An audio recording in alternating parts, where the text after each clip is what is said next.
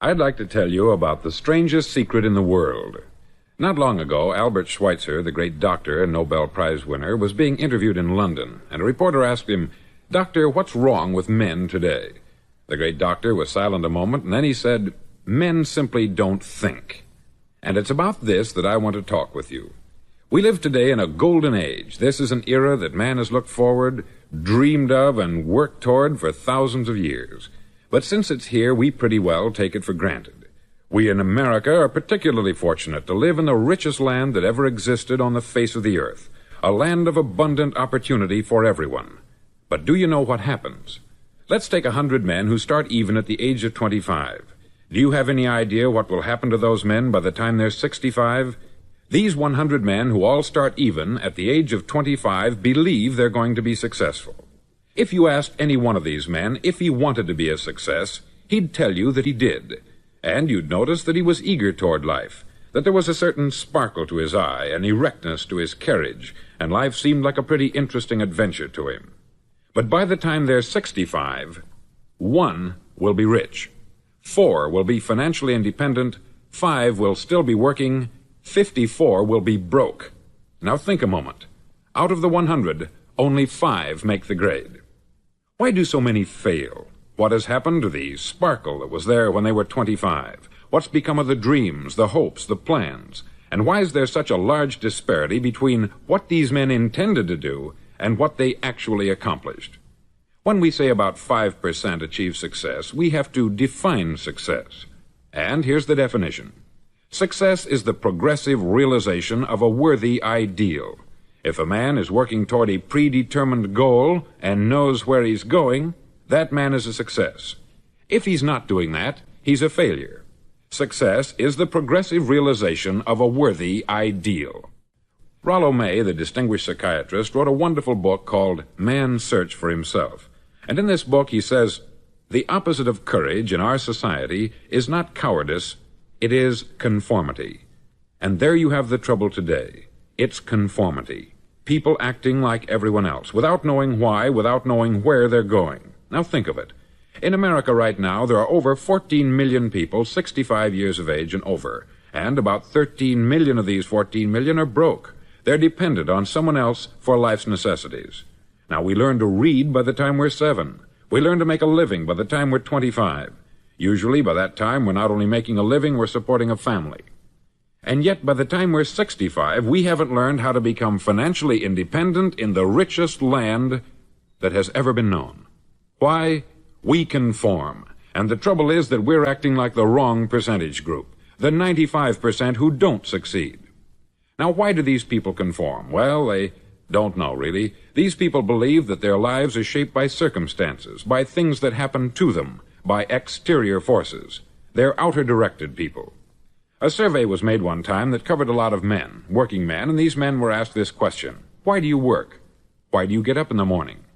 19 out of 20 had no idea.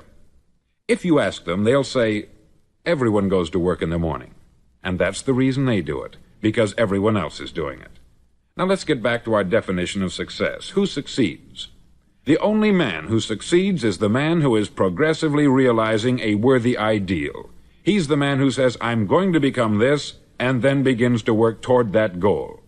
I'll tell you who the successful people are. A success is the school teacher who's teaching school because that's what she wanted to do. The success is the woman who's a wife and mother because she wanted to become a wife and mother and is doing a good job of it. The success is the man who runs the corner gas station because that's what he wanted to do. The success is the successful salesman who wants to become a top-notch salesman and grow and build with his organization. A success is anyone who is doing deliberately a predetermined job because that's what he decided to do deliberately. But only 1 out of 20 does that. That's why today there isn't really any competition, unless we make it for ourselves. Instead of competing, all we have to do is create.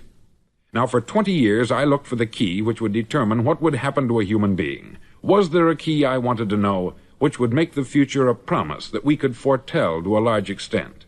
Was there a key that would guarantee a person's becoming successful if he only knew about it and knew how to use it? Well, there is such a key, and I've found it. Have you ever wondered why so many men work so hard and honestly without ever achieving anything in particular, and others don't seem to work hard and yet seem to get everything? They have the magic touch. You've heard them say that about someone. Everything he touches turns to gold.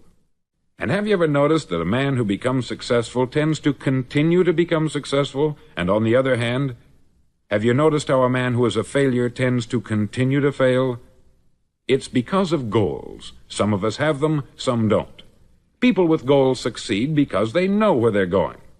Now think of a ship leaving a harbor, and think of it with the complete voyage mapped out and planned.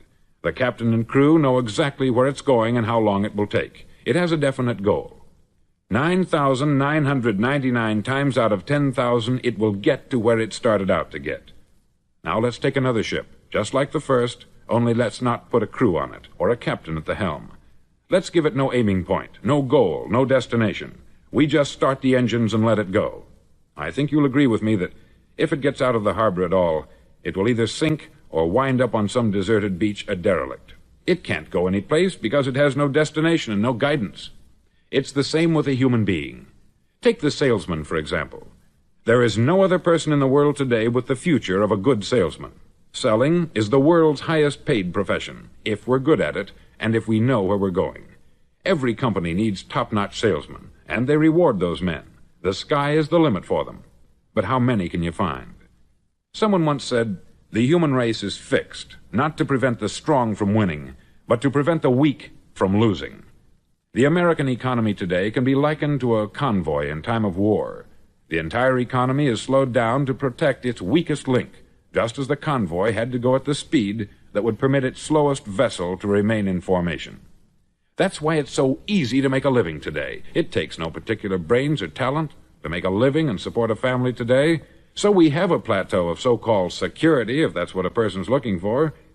But we do have to decide how high above this plateau we want to aim for. Now let's get back to the strangest secret in the world, the story that I wanted to tell you today. Why do men with goals succeed in life, and men without them fail? Well, let me tell you something which, if you really understand it, will alter your life immediately. If you understand completely what I'm going to tell you from this moment on, your life will never be the same again. You'll suddenly find that good luck just seems to be attracted to you.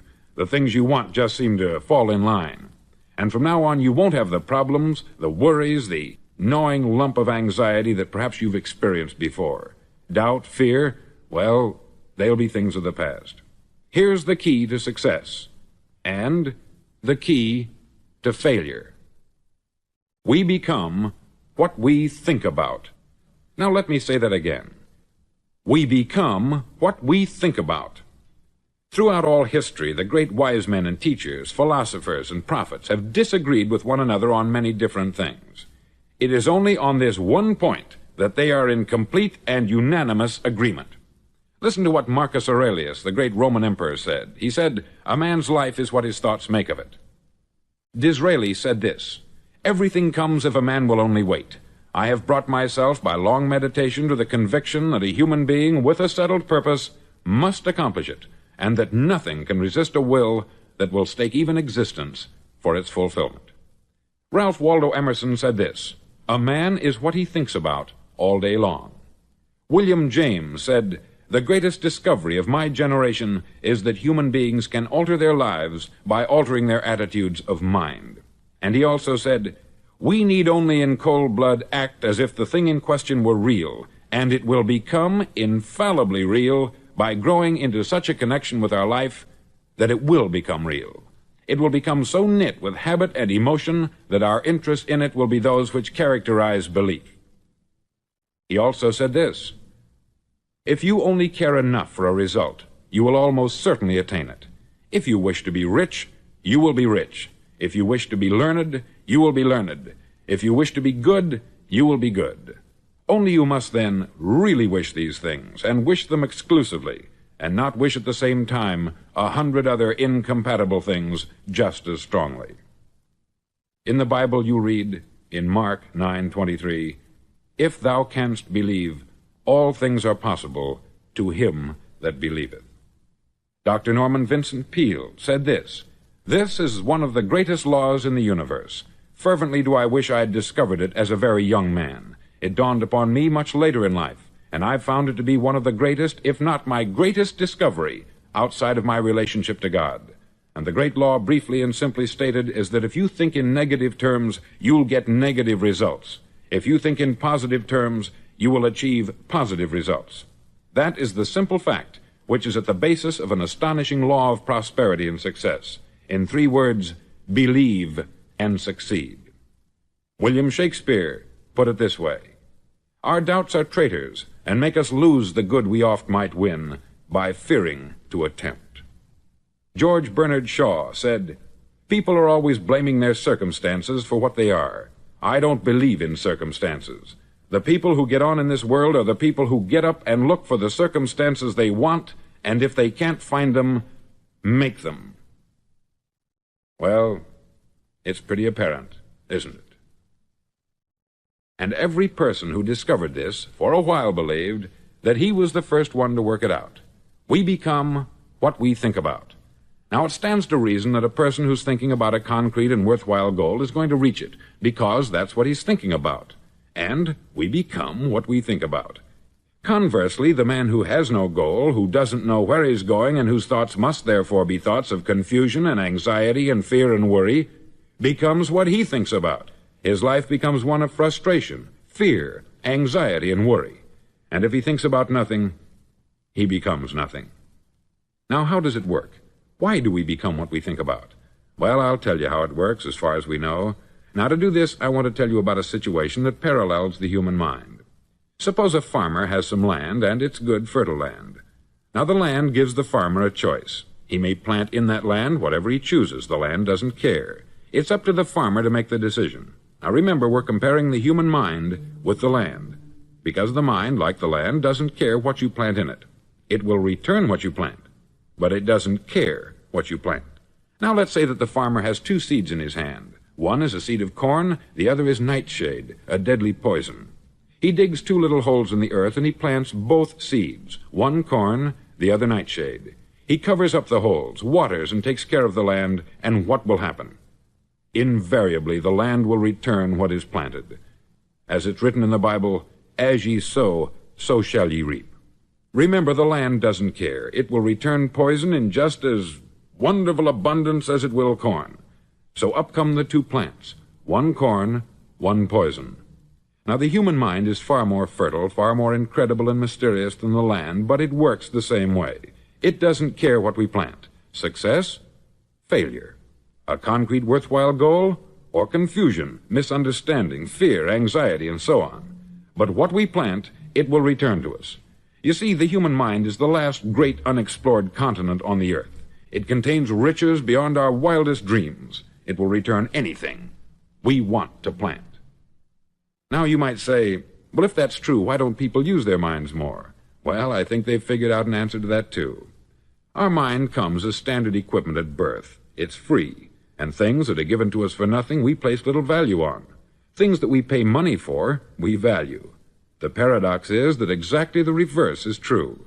Everything that's really worthwhile in life came to us free. Our mind, our soul, our body, our hopes, our dreams, our ambitions, our intelligence, our love of family and children and friends. All these priceless possessions are free, but the things that cost us money are actually very cheap and can be replaced at any time. A good man can be completely wiped out and make another fortune. He can do that several times. Even if our home burns down, we can rebuild it, but the things we got for nothing, we can never replace. The human mind isn't used merely because we take it for granted. Familiarity breeds contempt. It can do any kind of job we assign to it, but generally speaking, we use it for little jobs instead of big, important ones. Universities have proved that most of us are operating on about 10% of our abilities. Decide now, what is it you want? Plant your goal in your mind. It's the most important decision you'll ever make in your entire life. Do you want to be an outstanding salesman, a better worker at your particular job? Do you want to go places in your company, in your community? All you've got to do is plant that seed in your mind. Care for it. Work steadily toward your goal, and it will become a reality. It not only will, there's no way that it cannot.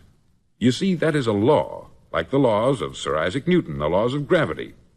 If you get on top of a building and jump off, you'll always go down. You'll never go up. And it's the same with all the other laws of nature. They always work. They're inflexible. Think about your goal in a relaxed, positive way. Picture yourself in your mind's eye as having already achieved this goal. See yourself doing the things you will be doing when you've reached your goal. Ours has been called the phenobarbital age, the age of ulcers and nervous breakdowns. At a time when medical research has raised us to a new plateau of good health and longevity, far too many of us worry ourselves into an early grave trying to cope with things in our own little personal ways, without learning a few great laws that will take care of everything for us. These things we bring on ourselves through our habitual way of thinking. Every one of us is the sum total of his own thoughts. He is where he is because that is exactly where he really wants to be, whether he'll admit that or not. Each of us must live off the fruit of his thoughts in the future, because what you think today and tomorrow, next month and next year, will mold your life and determine your future. You're guided by your mind. I remember one time I was driving through Arizona and I saw one of those giant earth-moving machines roaring along the road at about 35 miles an hour with what looked like 20 tons of dirt in it, a tremendous, incredible machine, and there was a little man perched way up on top with the wheel in his hands guiding it. And as I drove along, I was struck by the similarity of that machine to the human mind. Just suppose you're sitting at the controls of such a vast source of energy. Are you going to sit back and fold your arms and let it run itself into a ditch? Or are you going to keep both hands firmly on the wheel and control and direct this power to a specific, worthwhile purpose? It's up to you. You're in the driver's seat. You see, the very law that gives us success is a two-edged sword. We must control our thinking. The same rule that can lead a man to a life of success, wealth, happiness, and all the things he's ever dreamed of for himself and his family, that very same law can lead him into the gutter. It's all in how he uses it, for good or for bad. This is the strangest secret in the world. Now, why do I say it's strange, and why do I call it a secret? Actually, it isn't a secret at all. It was first promulgated by some of the earliest wise men, and it appears again and again throughout the Bible. But very few people have learned it, understand it. That's why it's strange, and why, for some equally strange reason, it virtually remains a secret. I believe that you could go out and walk down the main street of your town and ask one man after another what the secret of success is, and you probably wouldn't run into one man in a month who could tell you. Now, this information is enormously valuable to us, if we really understand it and apply it. It's valuable to us not only for our own lives, but the lives of those around us, our family, employees, associates, and friends. Life should be an exciting adventure. It should never be a bore. A man should live fully, be alive. He should be glad to get out of bed in the morning. He should be doing a job he likes to do because he does it well. One time I heard Grove Patterson make a speech, the editor-in-chief of the Toledo Daily Blade, and as he concluded his speech, he said something that I've never forgotten. He said something like this: "My years in the newspaper business have convinced me of several things, among them that people are basically good, and that we came from someplace, and we're going someplace. So we should make our time here an exciting adventure. The architect of the universe didn't build a stairway leading nowhere." And the greatest teacher of all, the carpenter from the plains of Galilee, gave us the secret time and time again. "As ye believe, so shall it be done unto you." I've explained the strangest secret in the world and how it works. Now I want to explain how you can prove to yourself the enormous returns possible in your own life by putting this secret to a practical test. I want you to make a test that will last 30 days. Now, it isn't going to be easy. If you'll give it a good try, it will completely change your life for the better. Back in the 17th century, Sir Isaac Newton, the English mathematician and natural philosopher, gave us some natural laws of physics which apply as much to human beings as they do to the movement of bodies in the universe. Now, one of these laws is that for every action, there is an equal and opposite reaction. Simply stated, as it applies to you and me, it means we can achieve nothing without paying the price. The results of your 30-day experiment will be in direct proportion to the effort you put forth. To be a doctor, you must pay the price of long years of difficult study. To be successful in selling, and remember that each of us succeeds to the extent of his ability to sell, selling our families on our ideas, selling education in schools, selling our children on the advantages of living the good and honest life, selling our associates and employees on the importance of being exceptional people, to, of course, the profession of selling itself. But to be successful in selling our way to the good life, we must be willing to pay the price. Now, what is that price? Well, it's many things. First, it's understanding emotionally, as well as intellectually, that we literally become what we think about, that we must control our thoughts if we're to control our lives. It's understanding fully that, as ye sow, so shall ye reap. Secondly, it's cutting away all the fetters from the mind and permitting it to soar as it was divinely designed to do.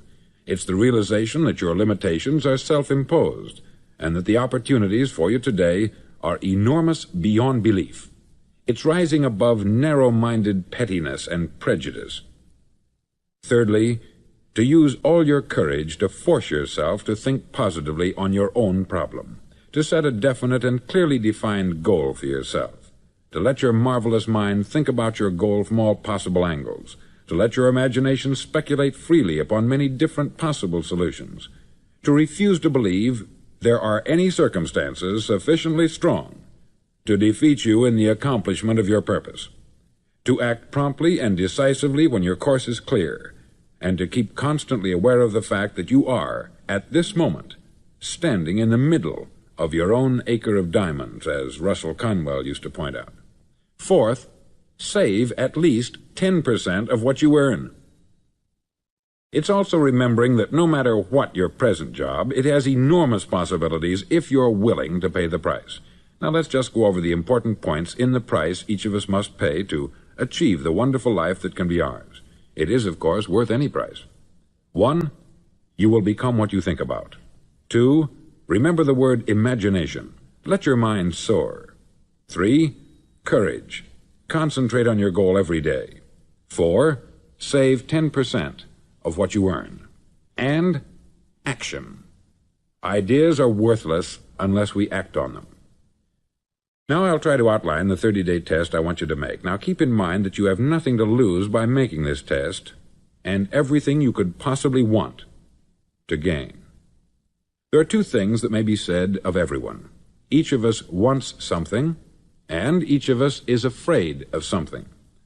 I want you to write on a card what it is you want more than anything else. It may be more money. Perhaps you'd like to double your income or make a specific amount of money. It may be a beautiful home. It may be success at your job. It may be a particular position in life. It could be a more harmonious family. Each of us wants something. Write down on your card specifically what it is that you want. Make sure it's a single goal and clearly defined. You needn't show it to anyone, but carry it with you so that you can look at it several times a day. Think about it in a cheerful, relaxed, positive way each morning when you get up, and immediately you have something to work for, something to get out of bed for, something to live for. Look at it every chance you get during the day and just before going to bed at night. As you look at it, remember that you must become what you think about, and since you're thinking about your goal, you realize that soon it will be yours. In fact, it's yours really the moment you write it down and begin to think about it. Look at the abundance all around you as you go about your daily business. You have as much right to this abundance as any other living creature. It's yours for the asking. Now we come to the difficult part. Difficult because it means the formation of what is probably a brand new habit, and new habits are not easily formed. Once formed, however, it'll follow you for the rest of your life. Stop thinking about what it is you fear. Each time a fearful or negative thought comes into your consciousness, replace it with a mental picture of your positive and worthwhile goal. There will come times when you will feel like giving up. It's easier for a human being to think negatively than positively. That's why only 5% is successful. You must begin now to place yourself in that group. For 30 days, you must take control of your mind. It will think only about what you permit it to think. Each day for this 30-day test, do more than you have to do. In addition to maintaining a cheerful, positive outlook, give of yourself more than you've ever done before. Do this knowing that your returns in life must be in direct proportion to what you give. The moment you decide on a goal to work toward, you're immediately a successful person. You're then in that rare and successful category of people who know where they're going. Out of every 100 people, you belong to the top 5. Don't concern yourself too much with how you're going to achieve your goal. Leave that completely to a power greater than yourself. All you have to do is know where you're going. The answers will come to you of their own accord. Remember these words from the Sermon on the Mount, and remember them well. Keep them constantly before you this month of your test. Ask, and it shall be given you. Seek, and ye shall find. Knock, and it shall be opened unto you. For every one that asketh receiveth, and he that seeketh findeth, and to him that knocketh it shall be opened. It's as marvelous and as simple as that. In fact, it's so simple that in our seemingly complicated world it's difficult for an adult to understand that all he needs is a purpose and faith. For 30 days, do your best. If you're a salesman, go at it as you've never done before, not in hectic fashion, but with the calm, cheerful assurance that time well spent will give you the abundance in return you deserve and want. No matter what your job, do it as you've never done it before for 30 days. And if you've kept your goal before you every day, you'll wonder and marvel at this new life you've found. Dorothea Brand, outstanding editor and writer, discovered it for herself and tells about it in her fine book, Wake Up and Live. Her entire philosophy is reduced to the words, act as though it were impossible to fail. She made her own test with sincerity and faith, and her entire life was changed to one of overwhelming success. Now you make your test for 30 full days. Don't start your test until you've made up your mind to stick with it. You see, by being persistent, you're demonstrating faith. Persistence is simply another word for faith. If you didn't have faith, you would never persist. If you should fail during your first 30 days, by that I mean suddenly find yourself overwhelmed by negative thoughts, you've got to start over again from that point and go 30 more days. Gradually your new habit will form until you find yourself one of that wonderful minority to whom virtually nothing is impossible. Don't forget the card. It's vitally important as you begin this new way of living. On one side of the card, write your goal, whatever it may be. On the other side, write the words we've quoted from the Sermon on the Mount. Ask, and it shall be given you. Seek, and ye shall find. Knock, and it shall be opened unto you. Nothing great was ever accomplished without inspiration. See that during these crucial first 30 days, your own inspiration is kept at a peak. Above all, don't worry. Worry brings fear, and fear is crippling. The only thing that can cause you to worry during your test is trying to do it all yourself. Know that all you have to do is hold your goal before you. Everything else will take care of itself. Remember also to keep calm and cheerful. Don't let petty things annoy you and get you off course. Now, since making this test is difficult, some may say, well, why should I bother? Well, look at the alternative. No one wants to be a failure. No one really wants to be a mediocre individual. No one wants a life constantly filled with worry, fear, and frustration. Therefore, remember that you must reap that which you sow. If you sow negative thoughts, your life will be filled with negative things. If you sow positive thoughts, your life will be cheerful, successful, and positive. Now, gradually, you will have a tendency to forget what you've heard on this record. Play it often. Keep reminding yourself of what you must do to form this new habit. Gather your whole family about and listen to what's been said here at regular intervals. You know, most men will tell you that they want to make money without understanding the law. The only people who make money work in the mint. The rest of us must earn money. This is what causes those who keep looking for something for nothing or a free ride to fail in life. The only way to earn money is by providing people with services or products which are needed and useful. We exchange our product or service for the other man's money. Therefore, the law is that our financial return will be in direct proportion to our service. Success is not the result of making money. Making money is the result of success, and success is in direct proportion to our service. Most people have this law backwards. They believe that you're successful if you earn a lot of money. The truth is that you can only earn money after you're successful. It's like the story of the man who sat in front of the stove and said to it, "Give me heat, and then I'll add the wood."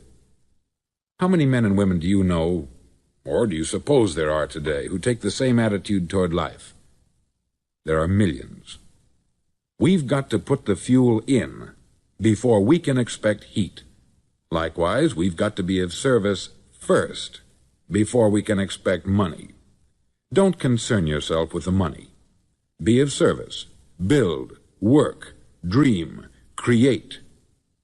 Do this, and you'll find there's no limit to the prosperity and abundance that will come to you. Prosperity is founded upon a law of mutual exchange. Any person who contributes to prosperity must prosper in turn himself. Sometimes the return will not come from those you serve, but it must come to you from someplace, for that is the law. For every action, there is an equal and opposite reaction. As you go daily through your 30-day test period, remember that your success will always be measured by the quality and quantity of service you render, and money is a yardstick for measuring this service. No man can get rich himself unless he enriches others. There are no exceptions to a law. You can drive down any street in America and from your car estimate the service that's being rendered by the people living on that street. Had you ever thought of this yardstick before? It's interesting. Some, like ministers and priests and other devoted people, measure their returns in the realm of the spiritual, but again, their returns are equal to their service.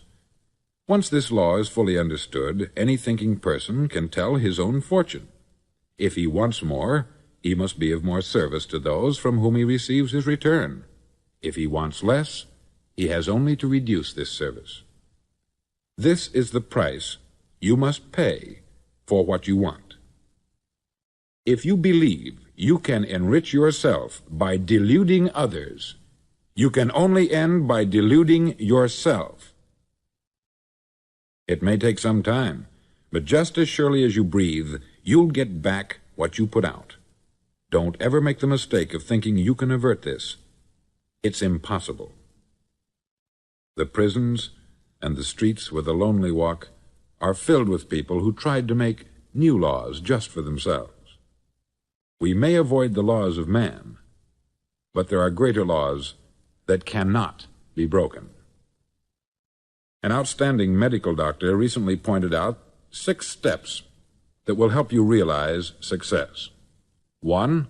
Set yourself a definite goal. 2. Quit running yourself down. 3. Stop thinking of all the reasons why you cannot be successful, and instead think of all the reasons why you can. 4. Trace your attitudes back through your childhood and try to discover where you first got the idea you couldn't be a success, if that's the way you've been thinking. 5. Change the image you have of yourself by writing out a description of the person you would like to be. And 6. Act the part of the successful person you have decided to become. The doctor who wrote those words is a noted West Coast psychiatrist, David Harold Fink, M.D. Do what all experts since the dawn of recorded history have told you you must do. Pay the price by becoming the person you want to become. It's not nearly as difficult as living unsuccessfully. Make your 30-day test. Then repeat it. Then repeat it again. Each time it will become more a part of you until you'll wonder how you could ever have lived any other way. Live this new way, and the floodgates of abundance will open and pour over you more riches than you may have dreamed existed. Money? Yes, lots of it. But what's more important, you'll have peace. You'll be in that wonderful minority who lead calm, cheerful, successful lives. Start today. You have nothing to lose.